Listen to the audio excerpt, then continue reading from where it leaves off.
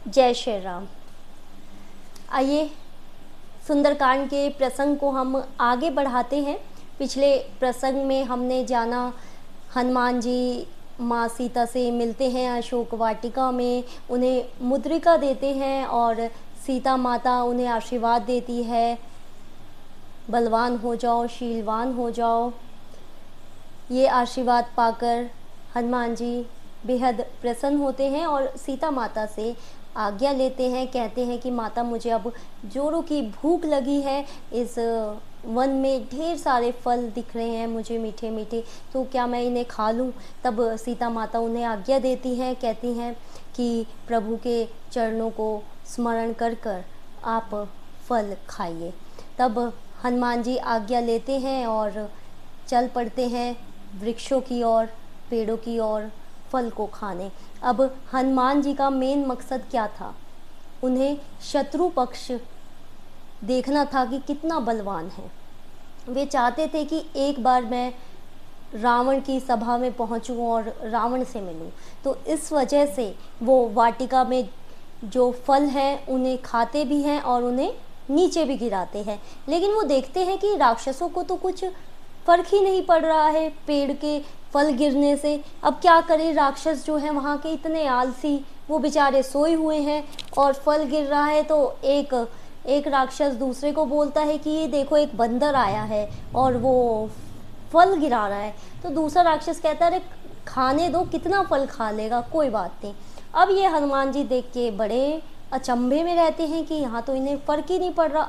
तब हनुमान जी सोचते हैं कि अब क्या किया जाए। तब वो पेड़ को तोड़ तोड़ के गिराने लगते हैं।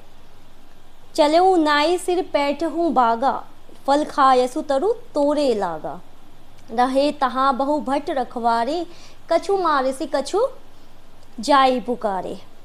अब वो चलते हैं सीता माता से आज्ञा लेकर, फिर फल खाते हैं और वृक्षों को तोड़ने लगते हैं। वहाँ जो बहुत से योद्धा रखवाले थे, उनमें से कुछ को हनुमान जी मार डालते हैं और कुछ जो है रावण के पास पहुँच जाते हैं। जब हनुमान जी वृक्ष तोड़ने लगते हैं, तब जो सैनिक होते हैं रावण के पास जाते हैं और बोलते हैं कि हे प्रभु, एक वानर आया है जिसने उत्पात मचा रखा है, पूरी अशोक वाटिका उजाड़ के रख दी है।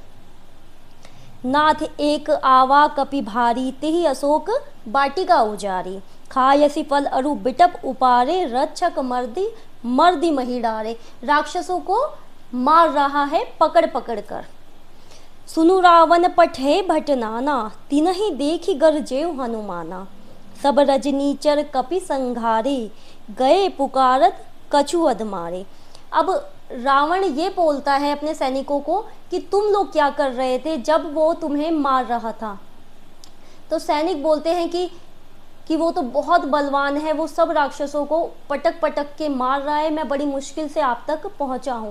तो ये सुनकर जो रावण का बेटा होता है अक्षय कुमार, वो कहता है पिताजी मुझे आज्ञा दीजिए, मैं उसे मार गिराऊंगा।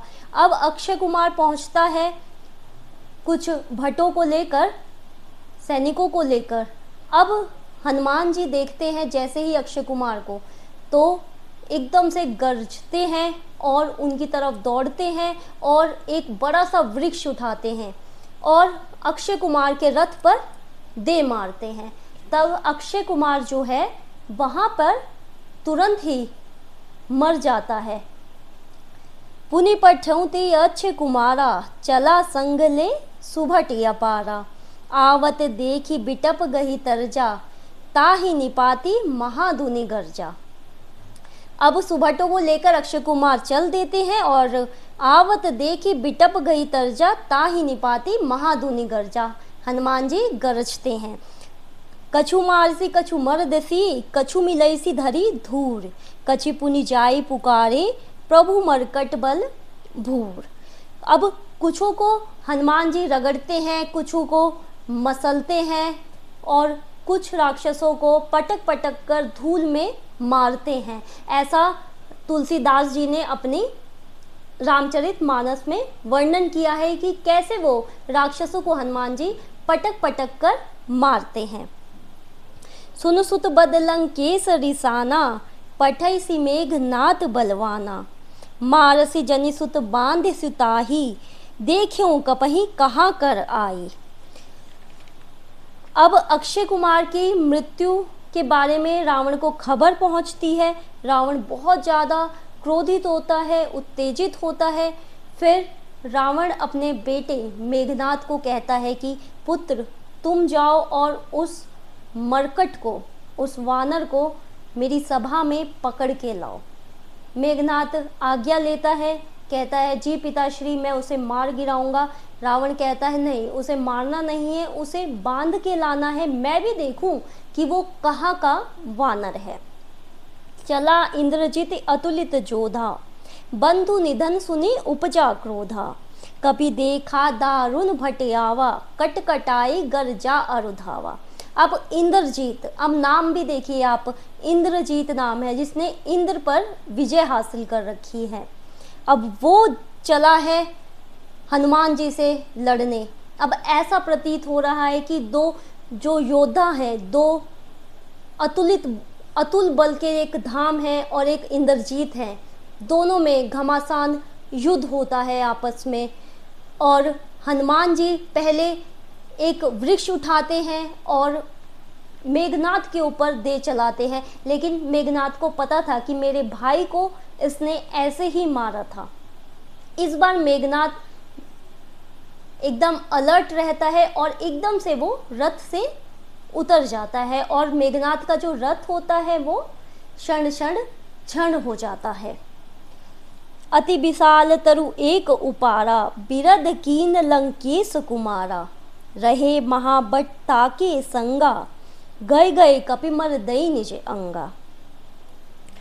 अब हनुमान जी ने एक बहुत बड़ा वृक्ष उठाया था जैसा मैंने आपको बताया और इंद्रजीत के रथ के ऊपर दे मारा। अब इंद्रजीत जो है एकदम से कूद जाते हैं रथ पे से और अब इंद्रजीत सोचता है कि ये ऐसे तो मरने वाला नहीं है।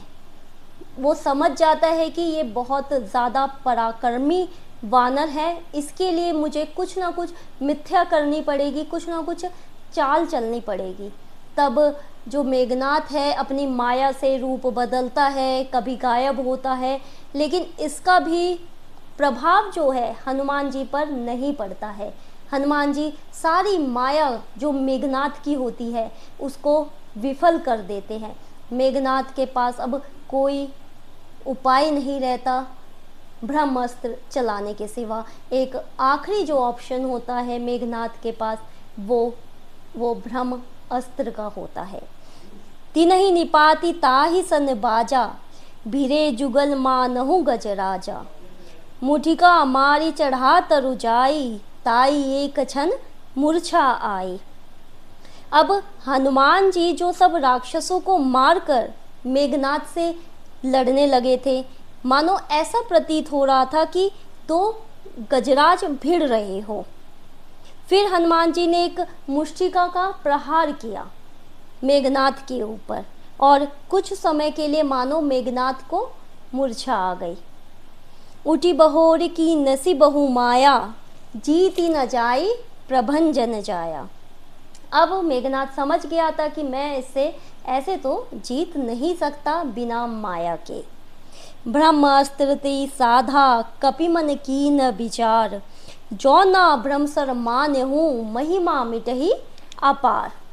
अब मेघनाथ जो है उसने ब्रह्म अस्त्र का प्रयोग किया और ये देखकर हनुमान जी सोचने लगे कि यदि मैं ब्रह्म अस्त्र को विफल करता हूँ तो इसमें ब्रह्मा जी का अपमान होगा, और यही विचार कर रहे थे। अब यहाँ देखिए सुंदरकांड में एक अद्भुत संकेत दिया गया है। कितना सुंदर संकेत दिया है कि हनुमान जी जो है पहले विचार करते हैं, वो मन ही मन सोचते हैं कि नहीं, मुझे ये ब्रह्मा जी का जो अस्त्र है मुझे उनका मान रखना चाहिए।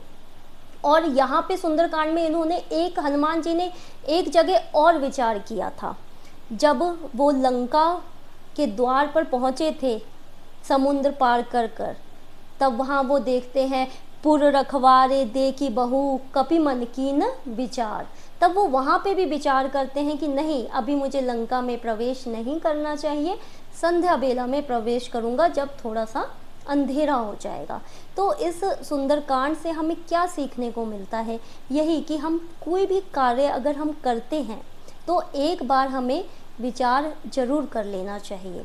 अगर हम उसे विचार नहीं करेंगे और उस कार्य को करने में लग जाएंगे तो हम उससे वापस नहीं आ सकते। तो हमें उस कार्य को ख़त्म करना ही पड़ेगा, चाहे वो कार्य आपके लिए नुकसान ही क्यों ना दे। तब अंत में मेघनाद ने ब्रह्मास्त्र का प्रयोग किया। हनुमान जी सोचते हैं यदि मैंने ब्रह्मा जी के इस शस्त्र को विफल कर दिया तो उनकी जो महिमा है वो घट जाएगी, उनका अपमान होगा।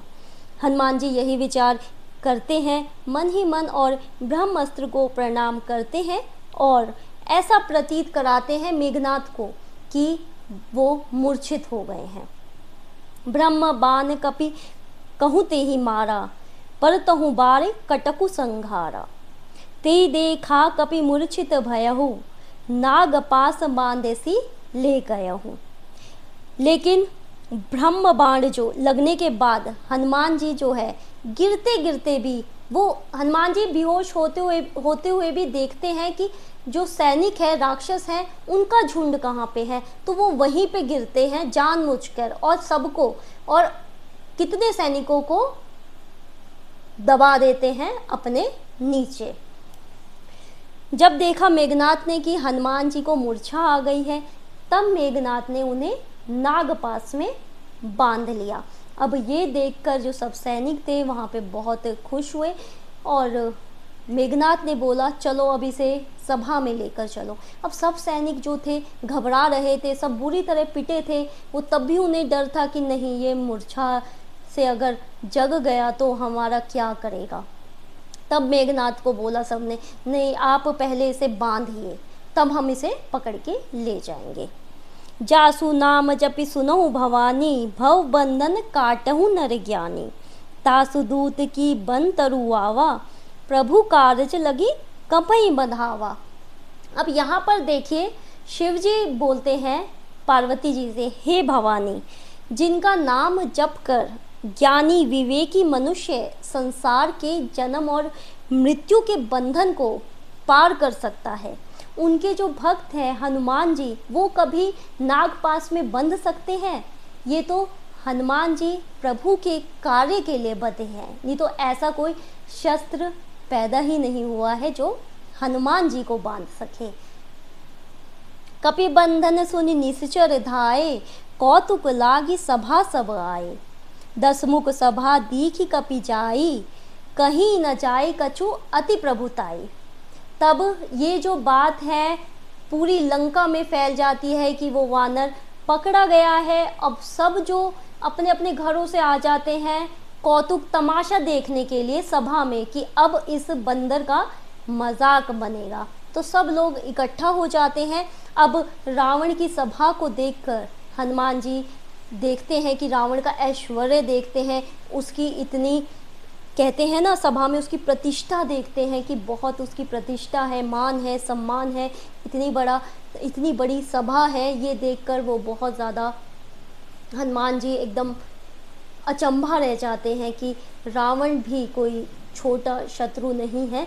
और वो ज्ञात कर लेते हैं कि मैं जिससे लड़ने जा रहा हूँ वो मेरे प्रभु श्री राम के आगे तो कुछ भी नहीं है। तो